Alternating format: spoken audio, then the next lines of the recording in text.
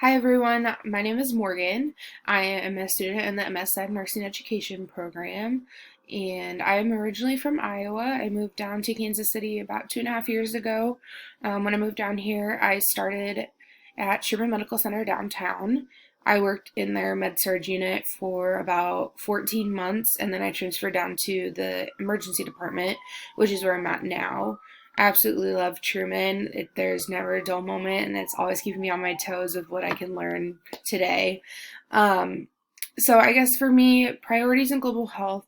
So I actually had a opportunity in college. I traveled abroad to Denmark and Germany on a health study tour.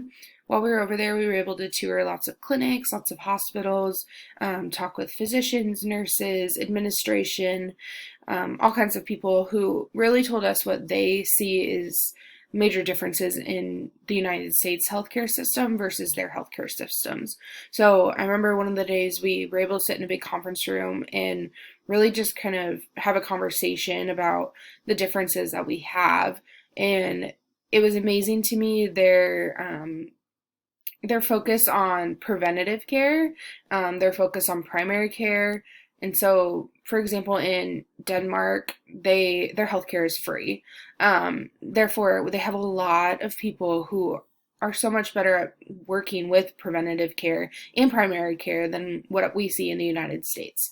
I feel like many times our emergency departments are overflooded by people who just don't have access, whether it's due to cost or lack of insurance.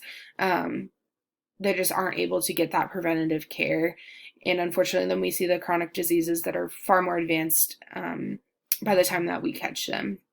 So that is one of my major priorities is just looking at the differences in access to healthcare, access to preventative care, access to primary care, because it really can make a difference in the patient's outcome and how quickly their disease advances and how quickly we're able to help them kind of get things under control. So I'm really looking forward to this class, and I can't wait to see the rest of your responses.